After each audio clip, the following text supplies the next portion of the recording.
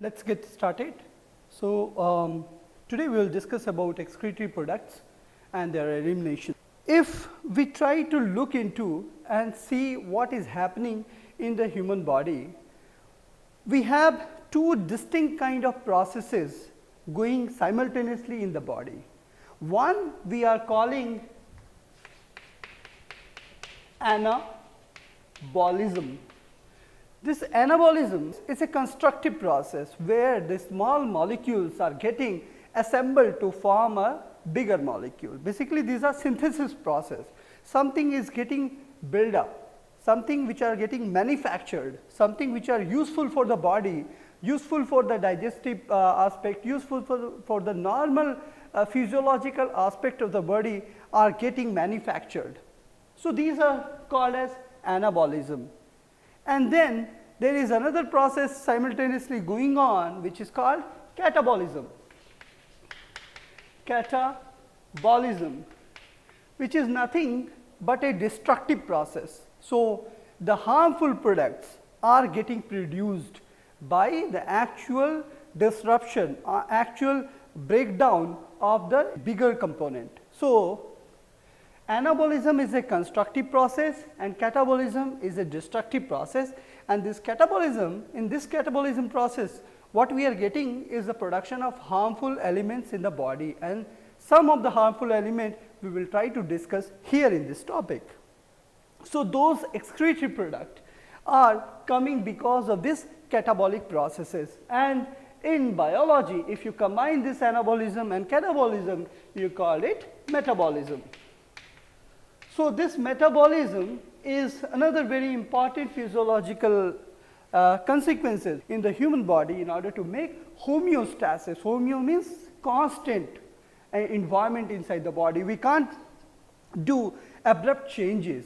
For example, if you are feeling very hot during the summer weather, what body is trying to do is to secrete the sweat, and this sweat, so this is just an example, sweat is secreted out from the body during the heat condition.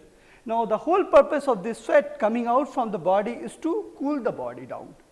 So, this is a very good osmoregulatory aspect of the body in order to cool down the whole physiological aspect, because body is showing alteration during the heat condition. So, this is one such example. We will discuss this whole process in context of actual excretory aspect. Now, this metabolism is very important, and every person, every human individual requires a constant amount of energy, constant amount of threshold energy every day, and that depends upon the basal metabolic rate of a human individual, and in short sometimes we called it BMR, basal metabolic rate.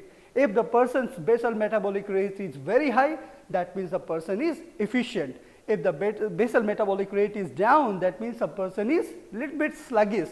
So, BMR is very important, which is directly linked to this metabolism, which is indirectly linked to these two processes, anabolism and catabolism. Now, probably we will try to discuss in this chapter mostly about these catabolic processes, because these are creating some toxic element which are not at all required by the body, and the body wants to throw it out. So, let us start the actual topic. Now, if we see that what is happening during the normal process.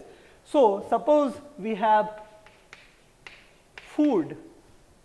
These food particles or food ingredients, we are getting it inside the body by a process called ingestion. So, ingestion is nothing but taking the food particle or food ingredients inside the body through this mouth, which is a part of our buccal cavity. So, these food particles are entering inside the body, it is getting inside the stomach, and then it is getting kind of metabolized, and the ingredients and the other aspects are getting absorbed from the small intestine, and then we are getting energy. Now, in this whole process what is happening, the undigested food particles are getting out. So, there are some undigested material which are not required by the body, which is above the threshold, and these are not actually the wanted kind of material for the body. So, these are unwanted. So, these are just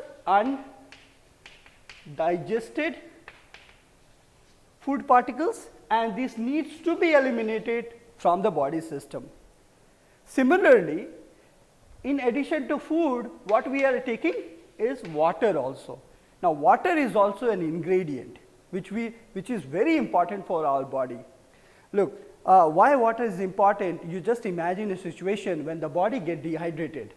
Once the body gets dehydrated, what you are getting during the diarrhea or extreme water loss condition from the body during the burning and all, the water loss is huge in the body, and just imagine what are the kind of consequences a person is getting if you do not have water. So, water is very important ingredient, but above a threshold water is also not required, right. So, water is needed in actual concentration. If you have a stipulated amount of water intake in the body, you are fine. Excess water is again not required, and that is to be thrown out in the form of urine, right. So, these are the two important aspects of the digestive system which we are encountering every day. Whatever food we are taking, undigested food is getting out in the form of feces, and then water which are not at all utilized by the body is getting out in the form of urine. We will see this whole aspect in detail, but I just wanted to give you guys a basic understanding of this excretory aspect, why these are produced and how it is getting eliminated. So, all right, we have now little bit understanding of this excretory and how the body is responding. Let us try to recall our last chapter number 17, which is breathing and exchange of gases, which was nothing